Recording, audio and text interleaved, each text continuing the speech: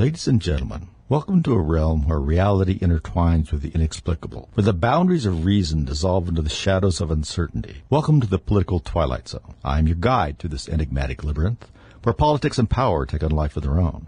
In this dimension, the threads of truth weave a tapestry of intrigue, challenging our perception of the world we thought we knew. In this world, nothing is as it seems, and the truth lies buried beneath layers of deceit. Prepare to venture where reason meets the unexplained, and where the unexplained might just be. Hello, everybody. Welcome back. Another weekend. The week goes by. And I would prefer not to have to start the show out by discussing what went wrong in the last election. Rick Wagner here, getting it right. KNZZ 1100 and KGLN 980. That'd be on your AM. On the FM, it'd be 92.7 and 101.3. We're on the internet and podcast that you can get just by looking up the Rick Wagner Show on Spotify or your Alexa, assuming you're letting that listen into you, anything like that. So jump in and join us. Oh, and we have a pretty good website at therickWagnerShow.com. I'm not even selling anything. I'm just, the capitalism is starting to fail in me, I guess. So we had an election on Tuesday in several states, and of course, the big story out of it is that the Republicans didn't do particularly well. I'm not even sure that's a big story anymore, is it? Isn't that just kind of what we expect? Especially when everything looks like it ought to be going in our direction. People think the country is going in a bad direction. Most of the people, including most Democrats, don't think Joe is capable of running the country. We have inflation still high, despite what they keep trying to say. Unemployment is going up. At the same time, labor participation stays pretty low. It looks like we're going to fall off the cliff in commercial real estate. And certainly residential is already tumbling down and hanging by one of those roots that Wile E. Coyote hangs onto in the cartoons. Yeah, that's kind of where that's at. And commercial is going to hit the bottom here pretty soon because so much has happened with commercial real estate where a lot of the occupancy has gone way down. And for a variety of reasons. In some of the cities, it's gone down because people don't want to be attacked by homeless and drugged-up lunatics whenever they go outside. So they'd like to move away. Others is that they overbuilt office space and retail space. People aren't going as many places. Sometimes these retail places in these cities for the same reason we just discussed. Others that there are just not as many people returning to the office, and they just have overbuilt a little bit. Well, there's a lot of these newer buildings, some of them may be near you, that will come up for renewal on their loans. And they probably got their loans when it was really low, maybe 3.5%, 4.2, something like that. They may be renewing them at 8. That's a huge difference, especially when you're already underwater, like a lot of these properties are, in terms of occupancy. So commercial real estate nationally, and in most instances locally for folks too, is just going to be a mess pretty soon. So all those things, and of course, we have a little trouble finding peace in the world, where it seems like that wherever Joe has been looking, a war breaks out, or not looking, I guess might be a better way to put it. They don't slide him out of that test tube up in Delaware often enough, maybe. So there's that going on. Our national debt is such that it seems almost impossible, if perhaps just improbable, that we'll be able to pay it off in the foreseeable future, or even get it knocked down. It's an enormous amount of money, and we talked about it a couple of weeks ago, and it's going up at an alarming rate. And what I worry about is next year that we see more vote buying goes on. I mean, this is the way that the Democrat Party tries to stay in power, is by throwing money out. First they print it, then they borrow it from people who hate us, and then they try and distribute it to buy votes. And since it's going to be a tough year for them next year, I wonder what things they're going to try. How many more inflation reduction packages are we going to see out there that will be essentially targeted to places that will make people beholding to the Democrat Party structure, particularly the far left. Again, there's some problems with, idiotic rioters at major colleges across the United States that have moronic views of world affairs. And I mean that they're founded on absolutely uninformed ideas and thoughts. We see that whenever they're interviewed. I almost was going to play, but it's not that long anyway. But it's out of Britain. They had some pro-Palestinian protesters, of course, and they asked a couple of the ones in front that I guess were a little more friendly, what they thought about what happened on October 7th in Israel. Now, these people are carrying Palestinian flags and a homemade sign that talked about genocide and all kinds of things, and they didn't know. When they asked about some of the specifics, they weren't very clear on them. This is, I'm not sure that happened. I haven't heard anything about it, essentially. So that gives you some idea of the level of inquiry that we're getting from people who are really, in some instances, pretty violently protesting, actually very violently protesting. We saw that poor individual, killed a 69-year-old man, hit in the face with a megaphone, went down on the sidewalk, subsequently died. That kind of stuff is happening much more often than it should, and it seems to be sort of just becoming part of the landscape. That's not a good thing. Protesting is one thing. See, we've allowed this whole idea of protest to devolve. We're welcome to protest, but where is the line, right? I mean, it's like trying to find the line between free speech and speech that has to be curtailed in some way. With that particular example, we take it pretty far because it's still speech.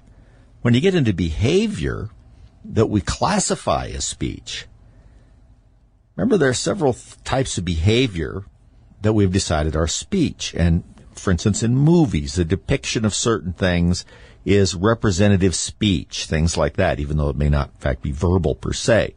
But it has some of the same protections that speech does. Our courts have kind of molded that, if you want to call it that. So what about protest? I don't believe we really have any more the idea, what are the sort of limits on protest to where it becomes outside of the constitutional protection. I hate that because I don't like getting too firm on boundaries when it comes to what the Constitution is trying to lay out about the powers of the state to curtail your natural rights. But I think we can all agree that it used to be that your ability to protest, that was protected speech, ends when you're harming someone, or it ends when you're destroying property. And the left likes to say, well, no right is absolute. Well, that's true in most sense of the word, or in the sense of the word that they're using. However, they're usually common sense things. Oliver Wendell Holmes, famous jurist, had this great line that I always like to say when they talked about your rights, how do you define rights? And he said, well, my right to swing my arm ends where your nose begins. That's a pretty easy one. But that's sort of what society is going through. The right to protest ends where other people's safety begins, where property begins in terms of putting it in the hazard, making it so it can be damaged or burned down or whatever the case may be. And it seems like we've been defining that down. Sort of the great line that Daniel Patrick Moynihan had about defining deviancy down. We're doing that all the time. We're taking what is, in fact, deviant behavior. In other words, behavior that deviates from either the norm or what should be the norm. Because, normative behavior isn't a mystery, certainly in the main. Normative behavior is the kind of behavior that advances something good about civilization and advances the human condition. That's pretty much what normative behavior is going to be. behavior that is counter to that, even if it's in the short term, if it's bad enough, that's deviant behavior. Welcome back, everybody. I suppose since I ended the last segment discussing deviant behavior that you thought I might give some examples. But I don't think I need to. I mean, you see it all the time. Just go to a website and look at any of the newspapers from large cities. I mean, you don't even have to do that, but it's easiest that way. Oh, go to the New York Post or San Francisco Chronicle or, one of those. Now, the Post is better because they're sort of a more conservative viewpoint, so they don't hide stuff. If you look at the New York Times about New York, it's very hard to tell that the place has become a dump. They don't talk about it as much, but if you're standing out there, there's a couple of things you notice. First, that you shouldn't stand still for very long because someone might come along and rob you. Second thing is that it looks pretty dirty. And the third thing would be is it smells, and not just of dirty people, but pot everywhere. This is what everyone tells me, is that since they've been legalizing marijuana in New York, and then since they can't seem to control not just the amount of legal marijuana establishments, which is, I seem weird to say that, but they're overrun with these pop-up shops that sell illegal marijuana. They don't seem to be able to control that either. And by the way, as we've discussed before, none of these states that have legalized recreational marijuana have been able to really make even a dent in the illegal portion of drug sales, because every one of them taxes the marijuana to try and get it for their, who knows what they use it for. I'm in Colorado. We have it here. I still can't figure out what they're using it for. But they tax to the point where the price is so high that individuals who are seeking it out can get it so much cheaper in the so-called black market, and there's no real consequence, because as soon as you buy it and walk away, no one can tell where you got it.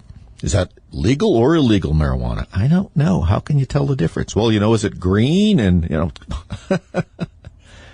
I guess they could perhaps start putting like little electronic trackers in the marijuana sold in the legitimate stores. And then if you wanted to find out, you could just wave like a sensor over it. It would tell you. Yeah. Except for the fact that I think that probably they just take them out, or someone would manufacture them and put them into the illegal marijuana, or that smoking the marijuana with them in it might be very deleterious to people. So there's a lot of downsides to that idea. So it's really hard to do. Some people suggested dyeing it. I remember I heard that. Well, they could just dye the marijuana that is from the stores. You don't think maybe the illegal people would just start doing that? It's interesting to listen to the ideas that come out of the legislature around the edges around there when you talk to people about problems. At any rate, open those newspapers up, figuratively, on your computer, or pad or phone or whatever, and take a look at some of the stories about what's going on in the street there. If that doesn't feel like deviant behavior to you, in other words, behavior that is counter to the advancement of civilization, then you're just reading the wrong papers, because it's crazy. I was watching a video, I don't know, Wednesday or Thursday, that someone had taken in San Francisco, and there was another one in New York, and another one perhaps out of Chicago, or several of them, of where people are just driving down a couple of these streets. I know the one that really caught my eye was San Francisco, because this guy was going down what's the Tenderloin district, and those of you that have been there know that it used to be kind of a cool place. Now it is, it looks like a refugee camp for people who have been shot with tranquilizer darts. People are just laying all over the place, and the ones that aren't laying are staggering. Some of them like to shout. That makes them feel, like they're doing something. And this tranq, which is a drug that is essentially pretty much something you would use as a guerrilla tranquilizer, is fascinating in the way it hits these people, is that they just become motionless. and they just either slump into whatever they're standing next to, or they just completely bend over and just stand there like a statue that's been broken in half. It's really heartbreaking to some extent. And I'm not exactly sure what you do about it. I don't think giving them cards so that they can have more money is going to help these things. I don't think providing cell phones to them is going to straighten that out. Telling them to just say no apparently doesn't work. Some other ideas have to come to the fore. So none of these things advance civilization. Things that make people's lives better, more free, provide more liberty, provide more choices in life. Because remember, if you're not given choices, then you don't have liberty. If the choices become constrained, the more they become constrained, the more liberty that you lose. So you want to do things that enlarge that as much as possible without infringing on other people's liberty and their rights or their persons. We don't seem to have any idea about that anymore. Doesn't seem to be on people's minds at all. So when you look at that kind of behavior, it's no wonder we're in the situation we're at. And I wonder at what point you get to the no way back zone. You know, it's sort of like if you are flying something, say a helicopter, there is a point of what? No return, where you've exceeded the amount of fuel you have to get back. So you either keep going, and that's a really bad idea if it's in the wrong direction, or you just try and stop where you're at. I don't think we want to stop where we're at, and I don't think we can get back to where we came from, but I do think we should at least try and go in a different direction. And hopefully that will happen at some point. But it doesn't appear to be happening very soon with the Republican Party because they can't seem to win much of anything. We saw this elections on this last Tuesday. Now, where I'm at in Mesa County, we had a couple of good things. I had a couple of these school district candidates on, really good people. Barbara Evanson, one of them, looks like she won. The other one, Cindy Scala, she's really a good gal, but it looks like she lost that, going to lose that tight race. But we still had some good results. One of them was in our state here. We have Taxpayers' Bill of Rights, which has been steadily eroded since they pushed it in. But one of the things they had was Proposition HH. I guess that's ho-ho. And the idea of it was essentially to backdoor dismember the Taxpayers' Bill of Rights in terms of retention of funds by the government. And people were smart enough to see through that, and it got rejected. Where I'm at, about 68% of the people voting rejected it. But here's the problem. We still had a couple of fairly progressive things get pushed through. One of them was, of course, that school board race. And what I wonder about is, I looked at the voter participation in my area. Only 45% of the registered voters decided to participate. And they don't even have to really leave their house. Well, they do. They have to go to the post office. I mean, we don't even think anybody should be voting in person anymore. It's too much trouble. They mail a ballot in or drop it off at a drop box. 45%.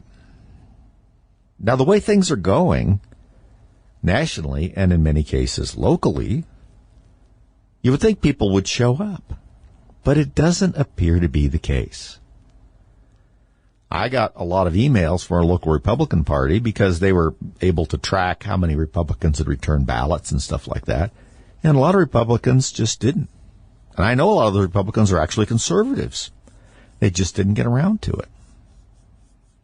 And that kind of laissez-faire attitude about your own government will lead to a government that does not have a laissez-faire attitude about you. Right? Just because you don't care about the government doesn't mean that the government isn't going to start caring about you. And I don't mean caring for you, but I mean caring about what you're doing. So it's an important thing to participate in. I guess I beat that drum all the time. And most people listening know that. We got to get our neighbors and people like that out. We got to make sure people vote, especially right-thinking folks. All right, 45%. I recognize there was no, in where I'm at, there was no statewide offices on the agenda or anything like that. Now, where some of these places there were, or at least important races in terms of the state legislatures.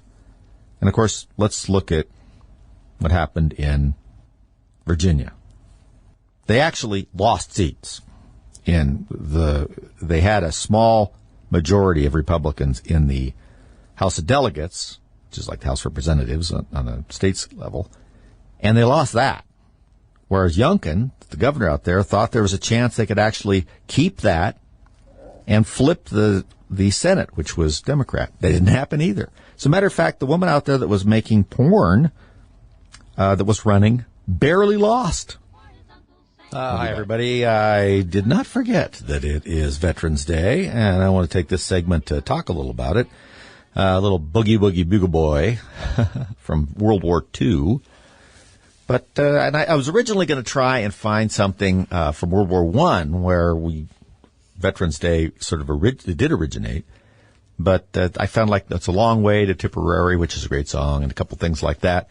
Most of them are a little more Europe-oriented because we were really in the war right around a year. But I thought we'd touch a little bit on this Veterans Day. And for those of you listening on on Sunday, that's still just as good. First, I'd like to talk a little bit about the history of Veterans Day because I didn't know some of this stuff, and I thought it'd be interesting to share. And it's observed, of course, on November 11th. It's a federal holiday, and it's, of course, dedicated to military veterans who served in the U.S. Armed Forces.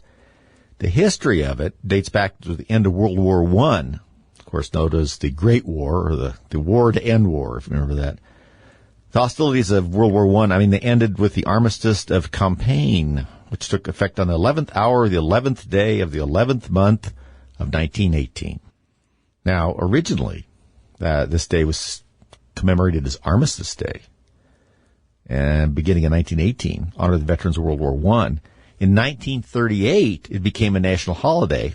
However, after World War II and the Korean War, which brought about the greatest mobilization of soldiers, sailors, and Marines in our history, they decided to recognize all veterans and not just those that served in World War I, such like getting Armistice Day in that sense. So in 1954, after several years of the veterans organizations lobbying Congress, the 83rd Congress amended that 38 Act and made Armistice Day a holiday, replacing armistice with veterans. President Eisenhower signed legislation on June 1, 1954. And from then on, November 11th came the day to honor our veterans. There was a time, and I did not remember this, but there was a Uniform Monday Holiday Act of 1968 to move a lot of these things to Mondays. But people didn't like it, particularly on Veterans Day, so they moved it back to November 11th, no matter what day it falls upon. I think it's around 1978. And, of course, it's a time for all us to remember and honor those who have served in the military, acknowledge their contributions and sacrifices. Memorial Day, of course, is really a day for sacrifices. But I wanted to talk a little bit about how America really, and then some of a bit on what the war was like in World War I and II. It's just crazy when you look at the amount of casualties that America has suffered. And I went through all of them.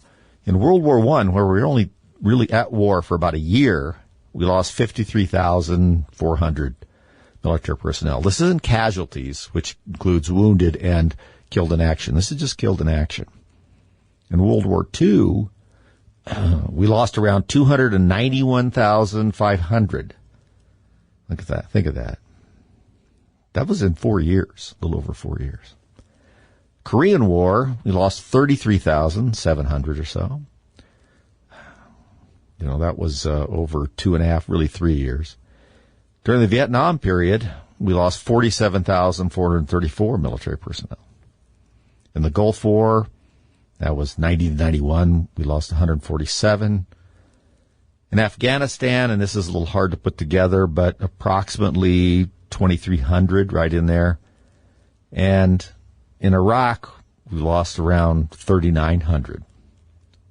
Now, that's killed in action, like I say. It doesn't include people who were killed while they were in the military for accidents or things like that, because that does happen a lot in wartime and in areas where soldiers are racing about and planes are flying and paratroopers are going out and so forth. So that doesn't include that. But I thought I would talk a little bit more about World War I, because we're so focused on World War II. World War I was one of the bloodiest wars in history. And I looked at some of the casualties there in World War I. The British, and at this point, the people in the empire would have been Australians, Canadians, India, and so forth. In World War I, from 1914 to 1918, they lost 886,000 people. That's not a really big country either. The French estimated that they lost over 1 million. The Germans, who ended up being on the losing side of it, the estimate is about 1.7 million. Think about those numbers during World War I. And think about why that took place. Not just because there was a lot of new equipment in vogue at that point. Squad-mounted machine guns. The tank was just beginning to be seen. Some more powerful and accurate rifles were introduced. But a lot of it took place because of the nature of the war. Remember, this war was trench warfare. And that is a notoriously bloody way to fight, where you lose a lot of people. These guys ended up being dug in for long periods of time, with no man's land between them, as they would call it, trying to fight and lose dozens, hundreds of men, many times more than that, to gain just a few yards. Back and forth, back and forth. And the areas between the lines were decimated. Looked like something out of a bad science fiction movie. And don't forget that they also had some things going on that we didn't see in later wars. They had gas. Remember, they had mustard gas and some early nerve gas. We haven't used that, at least on a large scale, in war since then, because it was so terrible, especially the mustard gas, which had a tendency to boil up your skin, and if you breathed it, it essentially did that to your airways. And a lot of people who weren't killed had some very serious and lifelong injuries from just that. Also, there was the idea of some of the things you got from just the type of warfare that you were engaged in, not even from enemy fire. Some of us have heard the term trench foot, and of course that came out of World War I. And what trench foot was caused by, which is like a fungal infection of the feet, was because if you're in a trench all the time, through all kinds of weather, you can imagine what the bottom of that trench looks like. It's going to be filled with water a lot of the time. And who knows what else is in the water. Many of times they would try and put lumber down to make a walkway to try and keep people's feet above the water and not slog through the mud, but it would still get wet all the time in many of these places.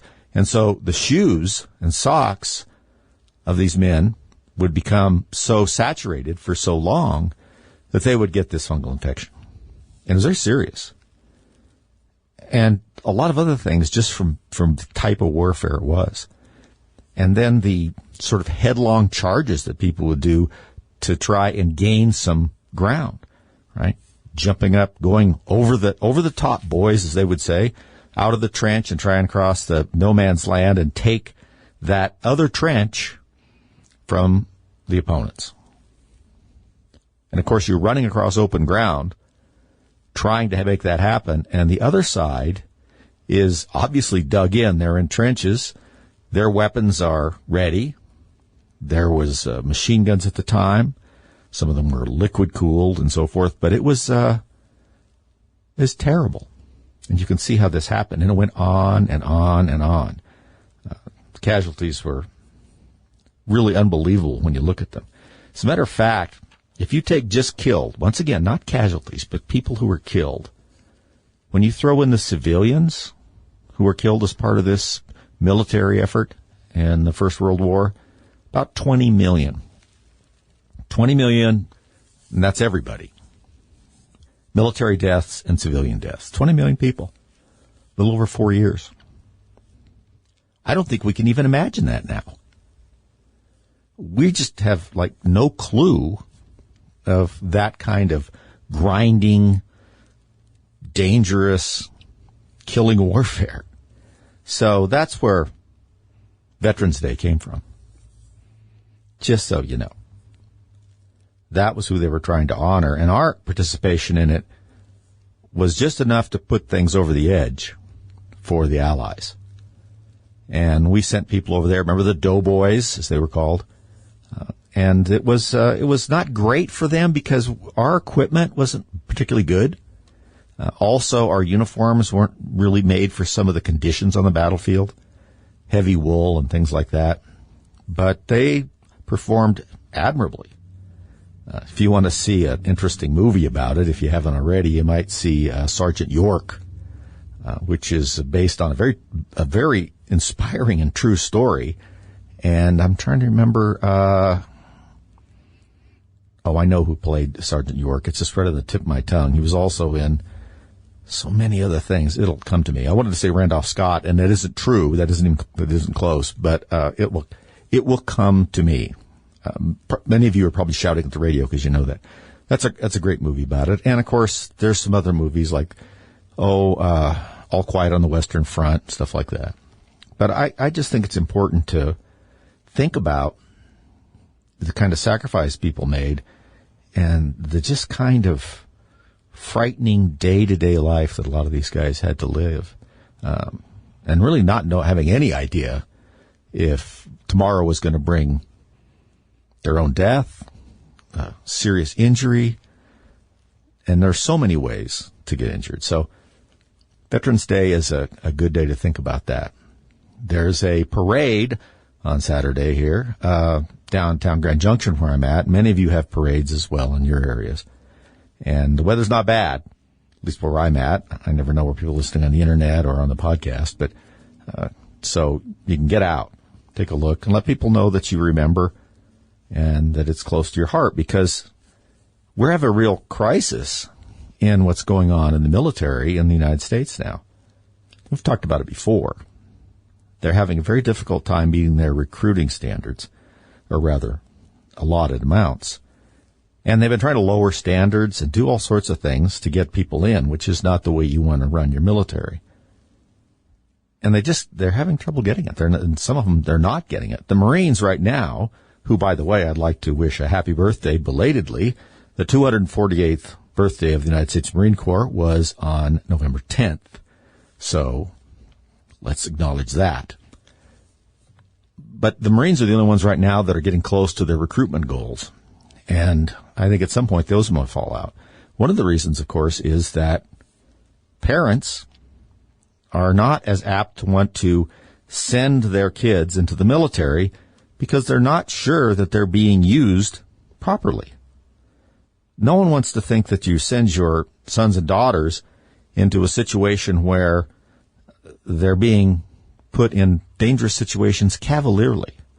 And when you look at our administration now, with President Biden, give him that, Secretary Blinken, Secretary Austin, are these people that you have any confidence in that they're going to utilize people in the armed forces in a measured and tactical way that is going to advance United States interests? I've not seen much in the way of that. So the military is in sad shape. we also are just suffering from the fact that we are low on materials. We've been shipping so much to Ukraine, and now we're also, sending things to Israel. But we've drawn down a lot of our ammunition, tremendous amount of our military's artillery, missiles, things like that. We're low on that. And, of course, Joe Biden sunk down the Strategic Petroleum Reserve during the last election, or just before it, to try and get gas prices down. And as I recall right now, I don't believe he's refilled it. So we're in a pretty bad place. And we've been running all sorts of, what shall we say, social experiments in the military. And I've talked about this too. It's great if you're in the administration and it's Democrats and progressives and you want to put across all of these ideas. And you don't have to get a vote from anybody because, of course, the executive branch controls the military. So you can have all kinds of wild, weird stuff coming out in there, and it's not like Congress can necessarily do anything about it. It's not like you could pass any legislation to impose that kind of thing on the general population. Well, the military, that's the commander-in-chief. And I think that a lot of people out there that are thinking about going in or sending their kids there see that, and it's not a very welcoming place. And it's not something that they necessarily are comfortable with. Now, at some point, people are saying, well, if it gets so alien feeling to people in the military, people going into the military, will they still want to fight for the country if they don't recognize the country? I don't know. I think that Americans generally have a much higher degree of patriotism, but it's really under attack. They want to call it nationalism now. That's very bad. It's very bad. Yes. They what can I say? They denigrate people who say they love their country. It upsets them when people wave American flags. They're quite okay, apparently, with them waving so-called Palestinian flags or flags of several other places, usually waved by people who've fled those countries and refuse to go back to them, but protest in ours. Those that receive a lot, and in many cases have not given back much. So when you see that, it's well, what am I fighting for here? I mean, you still can go back to say, look, I'm fighting on behalf of a country that has allowed myself and my family to live in a way that's better than anybody else in the world. And really, even people that are very much on the lower end of the economic scale in the United States are living better than almost anybody in the world beyond that. Young people are living better than even a lower middle class economic family in the United States. In other countries, pretty darn small as a percentage. Now, we see that the left is trying to crush the middle class because the middle class is what keeps everything from leaning, collapsing, whatever you want to call it. The middle class is upwardly mobile, driven to make things better for their children than they had them. They have not been reduced to living on the government side of everything, like some of the poor people are at the very edge of society, that are captives of the progressive welfare state. And they want to move upward. They want capitalism because they want to have businesses. They want to make money. They want to buy things. They want to enjoy themselves. But they're not billionaires. See, billionaires are okay in this scenario. There are people who are needful of the government because progressives like to create as many of those as possible. And then there are people who it doesn't really matter what the government does. They can virtue signal and all sorts of things all they want. They have enough resources to where the consequences of those actions will not come home to them. They're not going to notice any difference. They just go back to their place in Maui or behind their walled estate or on their yacht, and So what? They did something, made them feel good. Well, we did this or that, or we stood up for this oppressed group that usually isn't even oppressed anymore, but is loud. And they feel good about themselves. So, and that continues to crush down the middle class, which is a stabilizing force in this society. And if you look at the way civilizations stay stable, it's because when they either have a middle class or some semblance of that. And it's kind of rare, but that's something that holds it together. It's the torso of the body politic for that. And when you don't have it, or when you're constantly attacking it, sooner or later, you're going to collapse into something else. Now, what that might be, we still don't know. I mean, people talk about this all the time, and I get asked about it too, what I think. Where are we headed? That's a good question. We used to have some ideas, and I'm not sure we know exactly anymore. The future is as murky now as I've ever seen it. But what I can say is that what's happening is not going to necessarily lead to a society that's going to be a better environment for the vast majority of the people in it. It certainly is probably going to be a society that has a lot more control over it and a lot less liberty if we let that happen. Now, other things can happen too.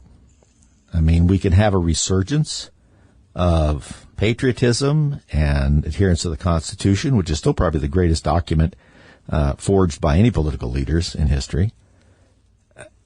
And we can try and get that back. Now, can we go backward? No, we can't go backward in time. We all know that. Time moves forward, and you can't move it backward. You can't run the video backward and watch the teacup that was broken on the floor come flying up and go back together again. You have to find a new way, and sometimes that's not a bad idea. So during these times of pivotal moments like we're in now, something better can come out of it, or something different and better can come out of it. So we have to push towards that all the time, folks. The problem, of course, is that a clear roadmap is not really available to us right now. I think the closest we have is to look at our freedoms that our founders came up with, try and hold on to the base of those, and then resist those things' destruction. And out of that, I believe, we will come up with a new version of the system we have that isn't a progressive, socialist, sort of Marxist, Engelsist idea that turns you into just an extremely large banana republic. And that has to come from you guys out there. But I have a lot of faith in all you folks, and I hope you have a great weekend, and you've had a great Veterans Day, and all you veterans out there, thanks. Bye-bye.